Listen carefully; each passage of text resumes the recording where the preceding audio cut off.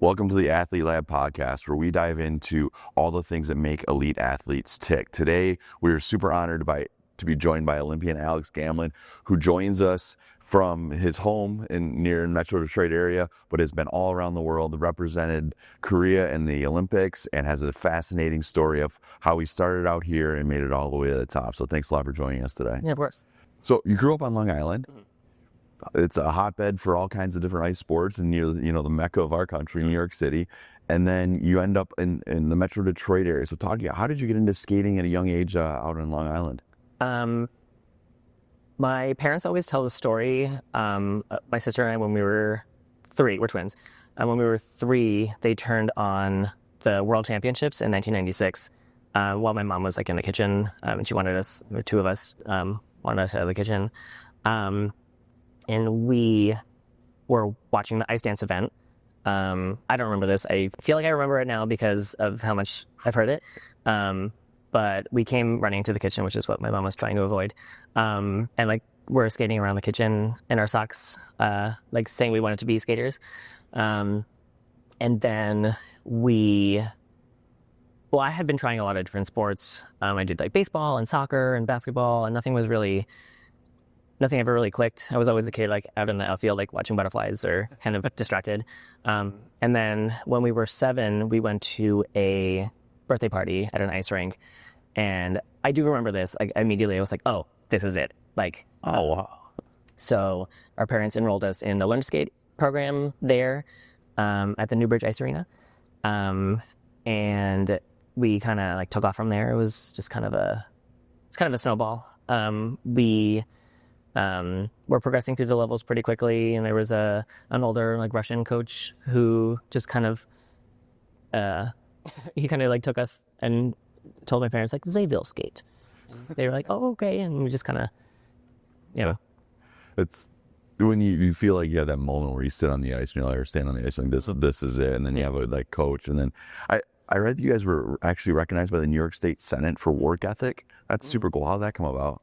The recognition came after, and that was the season I think that we really knew that we were kind of going somewhere, right? Because we had done well at the juvenile level, which is the first level of competition for ice dance, but that was where we really knew we needed to take it somewhere. We just step it up. We moved to an ice dance training camp after that season. We really really dug in. So in that point, you really dug in. You went to nationals. You're like, oh goodness, we're actually really good at this. So what type of things that development wise that you had to do? Is it really a high focus on technical skating? Is it just the hours? Is it off ice training? What type of things that when you took that next step do you really remember? Yeah, it's all of that. From especially even before we moved to the next training camp, we were doing ballet off ice. We were doing ballroom dance because ice dance is based on ballroom dance. Mm-hmm. It's evolved from there. It's kind of a little more loosely based, but they really try to keep it in ballroom. So ballet, ballroom, we did off ice strength training. My dad actually was a personal trainer at the time, so that was convenient. It is a lot of success is the amount of time you spend on the ice. I kind of tell my skaters this, when the parents ask, oh, should we add another day or another hour? Yes, you need to be on the ice. Yeah, and those things it's when you look at, what it takes, and it just sounds like you guys just put the time in, and it's often you hear the people like yourselves who make it to the highest levels. There's no real secret sauce. It's you don't really put that time in. Hard work, yeah. So you go through your guys' career, and then your sister decides to retire. Mm-hmm.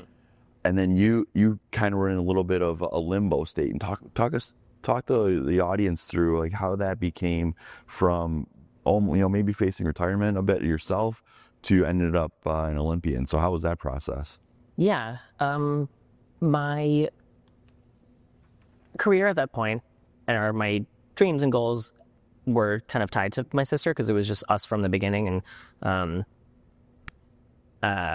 so at that point, when she decided to retire, I was kind of lost for a second. I did pivot pretty quickly. I've always been pretty academically focused also. So I started going back to school, and my last partner, Yura Min, had been training under the same coaches as my sister and I. She had split with her previous partner, and then my sister retired. And then for a couple months, I was, doing the whole regular person going to school thing. And then she suggested we skate together, and then that also kind of snowballed into, everything that happened. So she says, let's skate together. You guys have the same coach. You have that in common. Yeah. You get back out there, and how quickly do you know the chemistry's there? Is that something that you're 7 minutes in, you're like, okay, we're together, or do you know it's going to take 3 months? Like, what is that like when you start with a new partner? Yeah, well, in our case, we were friends already. Like, we knew each other. We had been training with the same coaches for about a year at that point. So we knew the personal chemistry was there, right? And then we knew pretty quickly, like we had it wasn't really a tryout. We kind of had already decided to skate together, but we realized that we did have a similar skating style, right? That's really important when you're finding the right fit. You have to go through personality is a big thing, but like the right height, the right like body line, the, skill level, right? Skating style. So it all fit pretty well. So that's cool. Okay to go. So the only hurdle, which is not a small hurdle, is your different nationalities. So you can compete in all these different tournaments as whichever country you choose to represent. Correct me if I'm wrong. But you want to be in the Olympics. You want to compete in the Olympics. So PyeongChang, now you have to decide to walk me through that. Now you have to become a Korean national in order to compete, which is a whole nother thing. Yeah. And then it's competing on home ice. So there's lots of layers of that. So what was that process like? When did you know that you're going to actually be able to represent them, and kind of how was that timeline? Well, like you said, for every other competition, as long as one partner holds citizenship in that country, you can compete for that country. But for the Olympics, we both did. So when we decided to start skating together and competing, I started the citizenship process kind of right away. It was a little slower at first because we hadn't really proven ourselves yet. We didn't really have any competition history or anything. So it was all just kind of laying the groundwork. I did have to start learning the Korean language, which was a challenge in itself, but I enjoyed it. And from there, once we had more competitive success, the Korean Skating Union kind of helped us along or helped me along in the whole process and getting all the paperwork and all the stuff I needed to do and all the meetings I had to go to. And it was a lot, but it was worth it. Well, what an incredible honor. Here's this country that's saying you have such a special talent, and you've proven all these different things that they want you to represent their country and represent their country on home ice. So that first, the Olympics fascinates me in general. It's the best sporting event. Yeah. And that first day, the opening ceremonies, what was that feeling like? It was kind of surreal because I'd seen the Olympics and the opening ceremony and everything on TV. We were kind of in a this big room backstage, outside the stadium, and the host country is always the last to walk out in the parade. So we were kind of just sitting there for quite a while. It was an open air stadium in the middle of the winter, so everyone was freezing. We walked in. I was not quite at the front, so I didn't hear them say Korea. So I missed the roar of the crowd. They were cheering, but I missed the initial, cheer. But it's still even now hard to put into words, the culmination of all the hard work and the dreaming and all that stuff. Because every kid wants to go to the Olympics, and I spent a lot of people asked as I was a kid, oh, are you going to the Olympics? I'm like, well, I'm trying. I want to, right? But it was kind of this is it. I'm here now, and so I guess that didn't really hit me until a couple days in. But it was surreal. I because it was a home Olympics. You would think, and this is the case sometimes, you would think it would be more pressure. But this is my favorite memory from the Olympics. When we got on the ice for our first event, we were all the teams on the ice were all lined up as they announced each team, and we were third. We were right in the middle of the ice. And Korean fans are famously very very into skating, so they were Very vocal. yeah for the first two teams, and then the announcer said like the Republic of Korea, and then the whole stadium just like exploded. I didn't hear my own name. It was like I felt it like when you stand next to like a speaker at a concert. I felt it in my chest, and like I have a picture of myself like going because it was just so like electrifying. That's super, super cool. And that is, I remember watching those opening ceremonies. It must have been absolutely freezing. Those are the things you don't think about. Those jackets look warm and nice and everything, but there's another layer of cold. That's awesome. Yeah. So at some point you have to decide, as all athletes do, so some people get to choose. Sometimes the sport tells us, but time to retire. And then you transition right into coaching. Yeah. So how has your competition history, is the Olympics, how does that shape how you coach? And you mentioned a little bit about talking about more hours on the ice, but what type of things do you feel like you've taken from your own experience of skating and really are able to give to the skaters you work with now? I put a lot of emphasis on the basic skating skills in my coaching, because again, if you're building a house, you don't want to build it on a shaky foundation, right? So I do that's a lot of what I do with my competitive kids is I work on basic skating drills, even if they're working on the bigger elements and they want, especially the kids who are just starting to like do more difficult jumps and spins and elements like that. And they come to the lesson with me and I'm like, okay, we're going to work on these drills. And I know it's boring and I know it's a lot of work, but it's so, so, so important. So that's what I've taken from my competitive history. But on the complete flip side of that, I do some choreography also, and I work on the finishing touches, which are also very important. If we're going back to the house, the gables and the paint and all the finishing things that aren't structural, are also very important in the eyes of the judges. So hearing your story, in a way, the sport shows you, as you saw it on TV, you and your sister skate your way into the kitchen, and that's something you wanted to do, and birthday party, all those things. And now as you realize those dreams and then you work with kids, what are, you had natural motivation, intrinsic motivation. Yeah. What are things that parents can do to help kids along that may have those same dreams, or maybe somewhere in between? What are things that parents can do as they help their kids through your sport in particular, but maybe just in any sport in general? Yeah. I know if you talk to my parents, they always say the motivation has to come from the kid or from the athlete. I see skaters who are successful, who are good skaters, but you can see that it's coming from the parents, and the parents are really driving that. I think that adds a lot of pressure.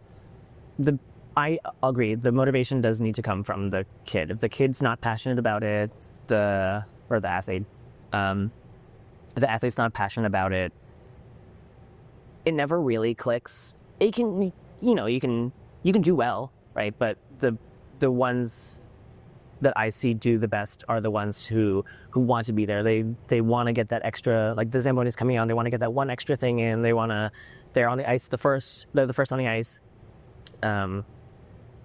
So that was what happened with us. My parents always joked, and we joke about it now.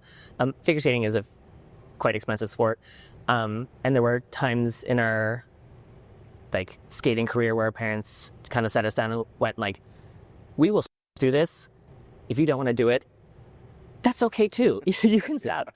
But it was always us going, no, we want to do it. So even that conversation was probably really powerful. Yeah. Because them saying that, I would guess, took some of the pressure off.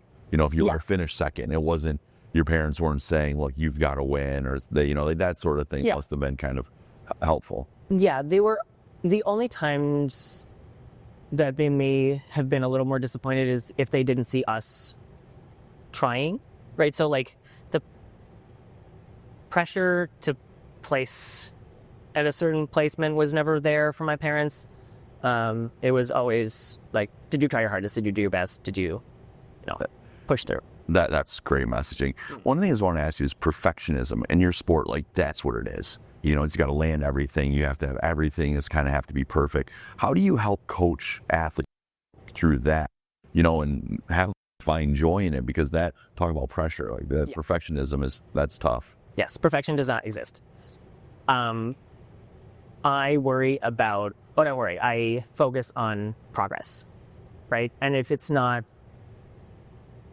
literal progress, right? Like you did better at this thing, you made this correction, you tried harder. If it didn't go well, did you learn a lesson from it?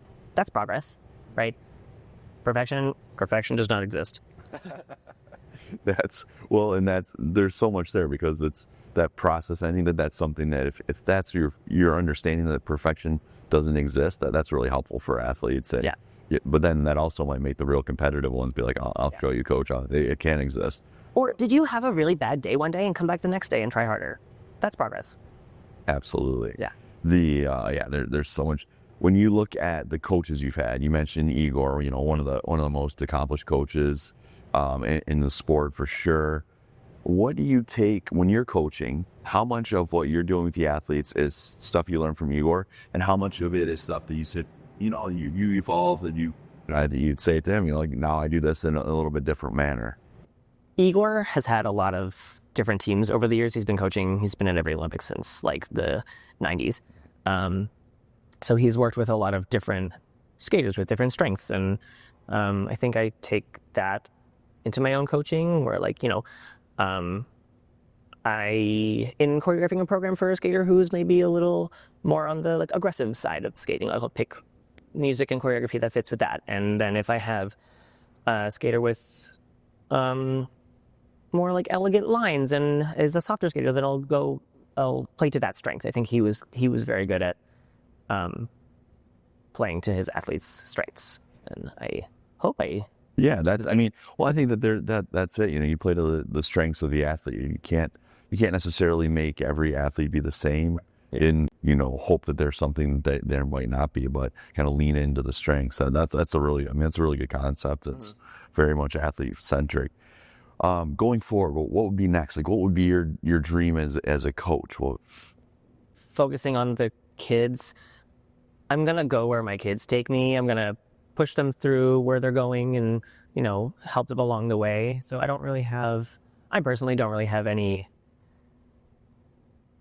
like goals for myself. And my goal is to help my kids reach their goals, right? And I think that's a healthy way to look at it as a coach, right? Because you kind of have to take the ego out of it. So I don't know, just kind of where my kids are going to take me. I mean, that's a great message for a coach. Like, any parent listening, that's the type of person I would want coaching my kids, because it's not about you as a coach. It is about the athletes. And that's why all of us who get into coaching, that's what we're here for. So that was good. So for those of us who might not follow the sport as closely, like, what should we be looking for in this Olympics? For ice dance, Manus Achok and Evan Bates are at their 4th Olympics, which is, I think, they're probably the only ones to have done 4. He did 5. He went to ones with his previous partner. And they're like, everyone really wants them to win because they've been at the top. And they've been at the top for the past couple of years. They've won Worlds twice, I think. And I'm really rooting for them just because they've been like working so hard, and you can really tell they want it. But the reigning champion, he has a new partner now, and they kind of come up and like shaking things up. So it's gonna be exciting to see how that plays out.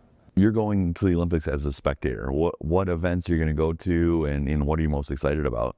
Of course, I'm most excited about the ice dance, free dance, because that's what I did. We're also going to see the men's free skate. Ilya Malin and will win. I will bet my entire life savings on him. And we're going to see some short track events, which are very exciting. That's the one event I saw in my Olympics that was electrifying. It was in the same arena, but it's such a different energy. That's really cool. And then we're going to watch the U.S. versus Canada women's hockey preliminary round, which I'm also excited about. Oh, wow. That'll be unbelievable event. So that's cool. Well, enjoy it. Can't wait to talk to you again when you get back and hear all about it. And awesome. Thanks a lot for your time today and sharing all your experiences. Yeah, of course. Thanks.